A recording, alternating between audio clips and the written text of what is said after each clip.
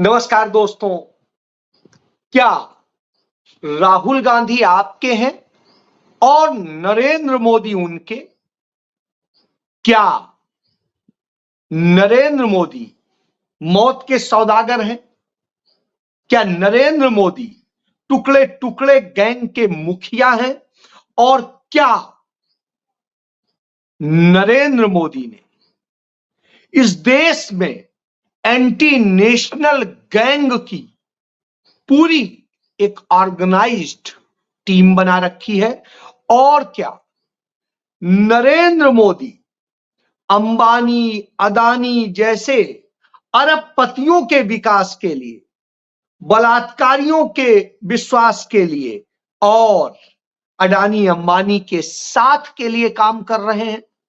और क्या राहुल गांधी आपके लिए उस ताकत से लड़ रहे हैं जो दुनिया स्तर पर खेल कर रही है और इस देश के लोगों को मौत के मुंह में ढकेल रही है? जी हां, आज इसी पर बात करूंगा। शुरुआत करता हूं।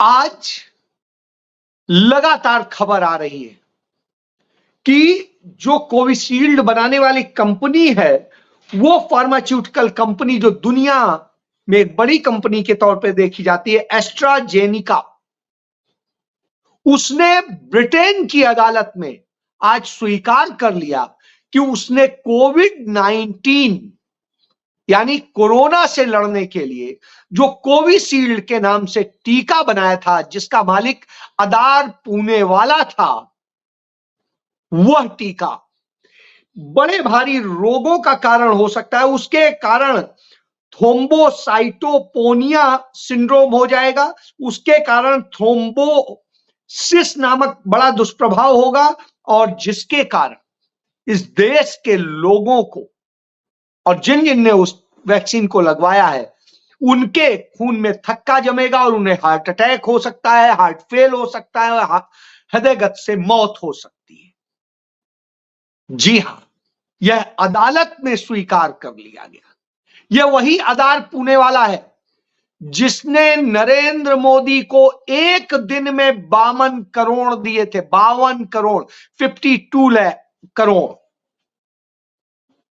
अब आप सोचिए, एक दिन में 52 करोड़ दिए और कोविशील्ड का टीका देश भर में अनिवार्य कर दिया गया। कहा गया लगाना ही पड़ेगा। और नतीजा क्या हुआ? हिंदुस्तान में अचानक एकदम से 25 साल से 20 साल के बच्चों से लेके स्थिति यह हुई 50 साल तक के लोगों की हार्ट फेल होने से मौत होने की जो घटनाएं हुई, एकदम से डबल हो गई। एकदम से डबल।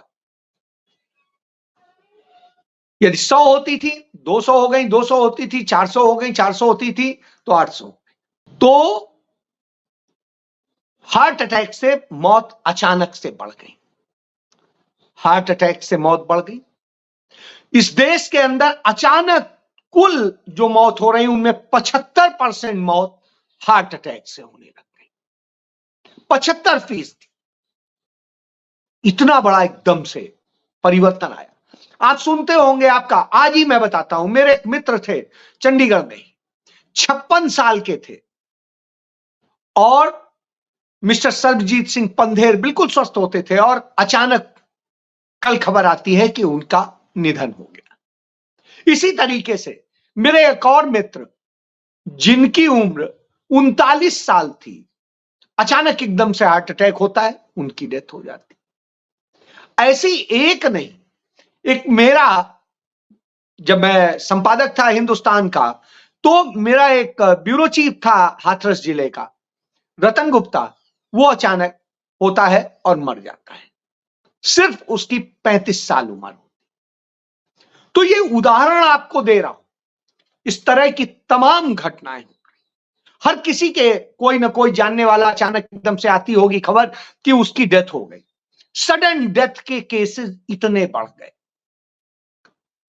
इसीलिए मैं कह रहा हूं, मौत का सौदागर।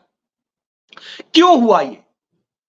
क्योंकि जो इलेक्टोरल बॉन्ड के जरिए रिश्वत ली गई, जो इलेक्टोरल बॉन्ड के जरिए खेल हुआ, उससे हजारों करोड़ रुपया नरेंद्र मोदी ने वसूल लिया। इनमें उन कंपनियों से भी पैसा लिया जिन कंपनियों ने सब स्टैंडर्ड टीका हमारे देश में, यानी ये जो टीका दिया कोरोना का, वो बेचा। तमाम सारी वो कंपनियां हैं जिन्होंने नकली दवाएं बेची और मौत हो रही। आज यह खबर बड़ी प्रमुखता से दुनिया के अखबारों में है। भारत के अखबार तो आप जानते हैं डरते हैं, फिर भी एक अखबार ने हिम्मत करी है, नवभारत टाइम्स ने, ये है। तो ये खबर है और इस खबर से आप समझ सकते हैं कि हार्ट अटैक और ब्रेन स्ट्रोक हो रहा है। यह दोनों बीमारियां एकदम से आ जा रही। तो आप समझिए, हार्ट अटैक, ब्रेन स्ट्रोक और मौत किसकी? आपके घर की, हमारे घर की, हमारे मित्र की, आपके मित्र की, हमारे अपने प्रियजन की मौत किसने? हमने पैसा दे के खरीदी। हमारे टैक्स का पैसा था, उस टैक्स के पैसे से हमें कोविशील्ड लगा। तमाम सारे लोगों ने प्राइवेट अस्पतालों में लगवाया, वहां पैसा दे के लगवाया, एक्स्ट्रा पैसा, सरकार भी और वो भी। और इसके बाद में मिला क्या? मौत। तो यह सच आ गया है सामने, और यह उस कंपनी ने मान लिया है जो कोविशील्ड बनाने वाली कंपनी है, आधार पुणे वाला। इस कंपनी को अदालत में स्वीकार करना पड़ा, ब्रिटेन की अदालत में, क्योंकि हिंदुस्तान की अदालत में तो आप जानते हैं, आके झूठ बोलिए, कुछ भी बोलिए। और यह तब स्थिति है कि नरेंद्र मोदी ने उसी आधार वाला जो है, आधार पूना वाला की, जो इस कंपनी के टीके को आईसीएमआर के जरिए यह कहा कि नहीं, टीके में कोई कमी नहीं, और उसी कंपनी ने वहां मान लिया कि हां यह कमी है। क्यों? वहां की सरकारें सख्त हैं। यहां की सरकार कहती है कुछ नहीं, हमें रिश्वत दो, देश के लोगों को मार दो, कोई फर्क नहीं पड़ता है, बड़ी आबादी है, कुछ कम हो जाएगी। यह समझ लीजिए, यह किया है नरेंद्र मोदी ने। और इस तरह से जब दोनों खेला हो, इसके बाद में दूसरा आपने देखा, कई कंपनियां हैं, हैदराबाद की कंपनी है, बड़ी दुनिया की, हिंदुस्तान की बड़ी फार्मा कंपनी है, उन्होंने सब स्टैंडर्ड दवा बनाई। और यही नहीं, जो दवा 190 रुपए की मिलती थी, एकदम से एक महीने में वो 300, 350 की हो गई। और 350 की हो जाती है 190 वाली दवा। क्यों? क्योंकि उसने भी जाके इलेक्टोरल बॉन्ड खरीद लिया। वो पैसा कहां से निकालेगा? और उसने आपको मौत के मुंह में ढकेल दिया, क्योंकि वो दवा भी सब स्टैंडर्ड थी। इतनी महंगी आप खरीद रहे हैं, लेकिन सब स्टैंडर्ड। इसके बाद में तीसरी चीज आपने देखा कि गाजियाबाद का वह हॉस्पिटल जिसने कोरोना के दौरान इतने ज्यादा मरीज इलाज के नाम पे भर्ती किए, इधर उधर किए, उनके ऊपर बिल बनाए और सब कुछ बनाए, उसने 200 करोड़ रुपए से अधिक डोनेशन दे दिया। और साहब, उसकी आमदनी में उसके पास नहीं है कहीं कि उसको इतनी आमदनी होती है, लेकिन उसने इतना डोनेशन दे दिया और नरेंद्र मोदी खुश। अस्पताल पर कोई कार्रवाई नहीं, लोग चिल्लाते रहे, मरते रहे, बिलखते रहे, लेकिन कोई फर्क नहीं पड़ता। 50 लाख लोग कोरोना के दौरान मर गए, कोरोना से। सड़कों पर चलते हुए मजदूर मर गए, किसान मर गए, तमाम सारे युवा मर गए, तमाम लोगों का पूरा उनका भविष्य खत्म हो गया। और न जाने क्या क्या हुआ। किसी की बीवी मरी, किसी का बेटा मरा, किसी का कोई मरा। मैं खुद अपने यहां बताता हूं, मेरे साले की पत्नी का निधन हुआ, मेरे चाचा के लड़के की पत्नी का निधन हुआ, और इसी तरीके से उसकी बहन का निधन हुआ। तो ये किस्से इतने आम क्यों मर रहे थे, समझ में नहीं आ रहा। अब इस रिपोर्ट के बाद में जो आशंका व्यक्त की जा रही थी वो है, मैं बड़ी ईमानदारी से कहता हूं, मैंने सोशल मीडिया प्लेटफॉर्म पे, फेसबुक पे, ट्विटर पे, दोनों पे लिखा था कि मैं ये टीका नहीं लगवाऊंगा, क्योंकि मेरे अपने साइंटिस्ट मित्रों ने मुझे कहा है ये सिक्योर नहीं है, और मैंने नहीं लगवाया। लेकिन जिन लोगों ने लगवाया है उनके हाल मैं देख रहा हूं, बड़े बुरी स्थिति में। तो आप समझिए, किसी को अभी, किसी को बाद में, सबको तो होता नहीं है, लेकिन यह देखने में आ रहा है कि 10 में से 4 लोग शिकार हो रहे हैं। तो बड़ी बात है कि 40% आबादी इसका शिकार हो रही है। सोचिए आप, कितना बड़ा देश के साथ धोखा हुआ है, मौत का सौदा किया गया है, इसलिए मौत का सौदागर कह रहा हूं। दूसरी बात, मैं कहता हूं यदि कि नरेंद्र मोदी बलात्कारियों के संरक्षक है, तो हां बिल्कुल है, यह बात भी साबित हो गई।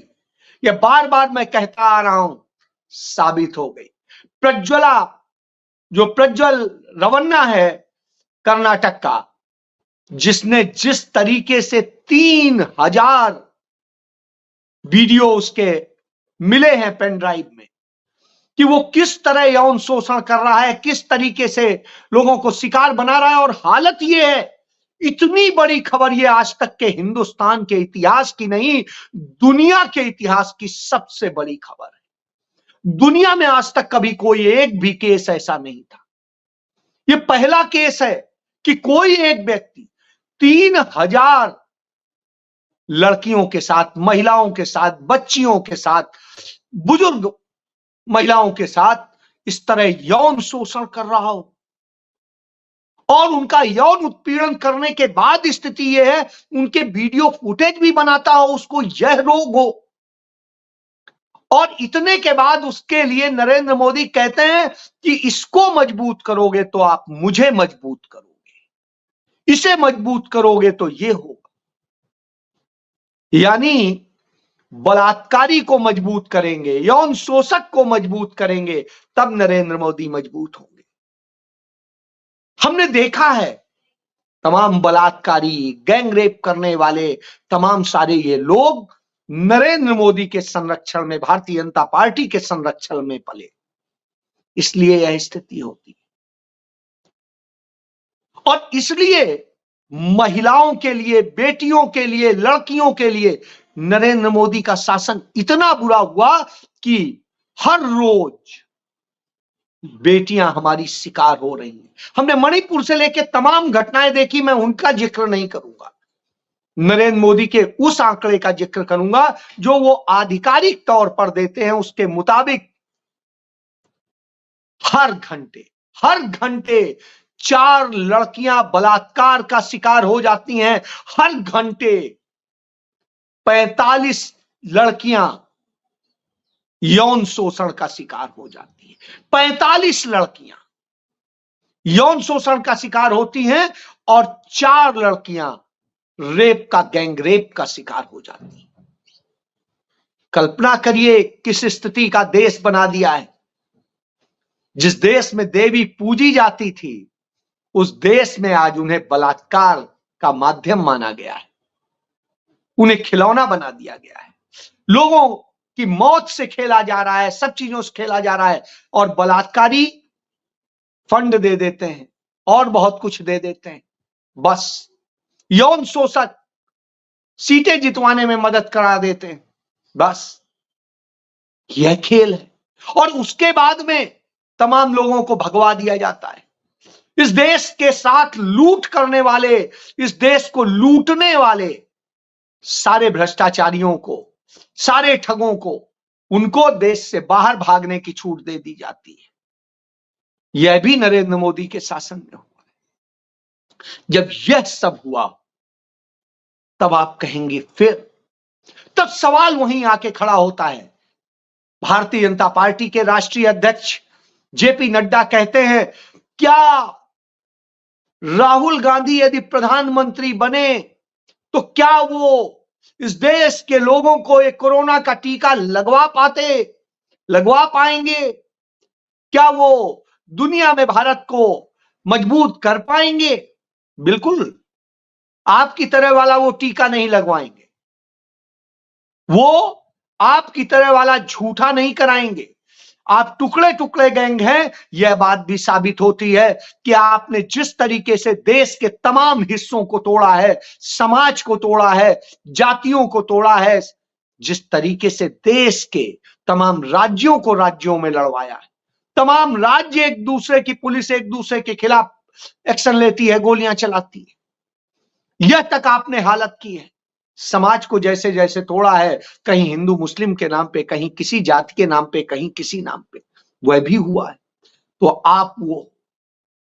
आप एंटी नेशनल हो, इसका भी सबूत यही है कि चाइना को आप कैसे इस देश की जमीन कब्जा कराते हो, कैसे इस देश के तमाम हिस्सों पे कब्जा कराते हो। इस देश के पूरे व्यापार पर चाइना का कब्जा हो जाता है और तमाम छोटा व्यापारी मरने लगता है और आत्महत्या करता है। हालत यह है, एमएसएमई सेक्टर बर्बाद हो जाता है और सब चीन को सौंप दिया जाता है। तब आप ये करते हो। तब फिर जवाब क्या है? एकमात्र जवाब है जो राहुल गांधी कहते हैं। राहुल गांधी कहते हैं वो उनके लिए काम करते हैं। उनके कौन? अदानी अंबानी के लिए। तभी वो उनका नाम लेने में डरते हैं, लेकिन हम आपके लिए करते हैं। वो चंद चुने हुए पूंजीपतियों के लिए काम करते हैं, उनको इस देश की सारी संपत्ति सौंप देते हैं। हम आपके लिए करते हैं, आज तक भी आपके लिए किया है। जितने जनता को अधिकार मिले हैं वो कांग्रेस की सरकारों में मिले हैं, और अब जब हम आएंगे, जो नरेंद्र मोदी ने उनको दिया है उतना हम आपको देंगे, उन्हें नहीं देंगे। बड़ी बात है कि उनके लिए नहीं, आपके लिए अब होगा।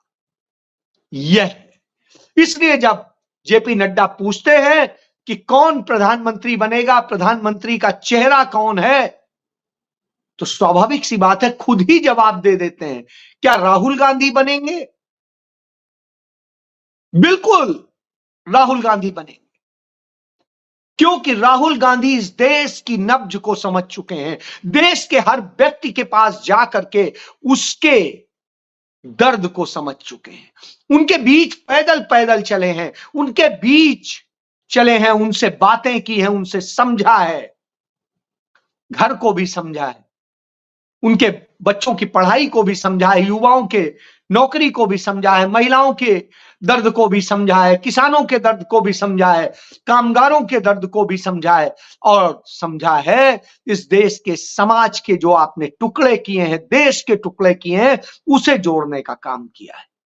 तो जब यह किया हो तो उसे हर चीज पता होती है। वो दुनिया की टॉप यूनिवर्सिटीज में लेक्चर के लिए आमंत्रित किए जाते हैं, वहां लेक्चर देते हैं। तो यानी दुनिया स्तर का नॉलेज उनके पास है, वो समझते हैं। आप सिर्फ झूठ बोलते हैं, नफरत फैलाते हैं और एजेंट के तौर पे काम करते हैं। किसके एजेंट? अमेरिका के एजेंट, चाइना के एजेंट, अदानी अंबानी के एजेंट और तमाम पूंजीपतियों के एजेंट।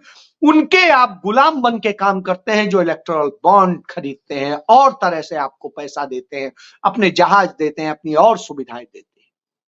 आप उनके लिए काम करते हैं। लेकिन राहुल गांधी इस देश के लोगों के लिए काम करने की बात करते हैं, काम करते हैं, इस देश की आवाज बनते हैं, इस देश के लिए सोचते हैं, इस देश को मजबूत बनाने की बात करते हैं। वो सबका साथ, सबका विकास का वास्तविक नारा देते हैं। आप अदानी अंबानी जैसे पूंजीपतियों के साथ की बात करते हैं। वो बलात्कारियों, भ्रष्टाचारियों पर सख्त कार्रवाई की बात करते हैं।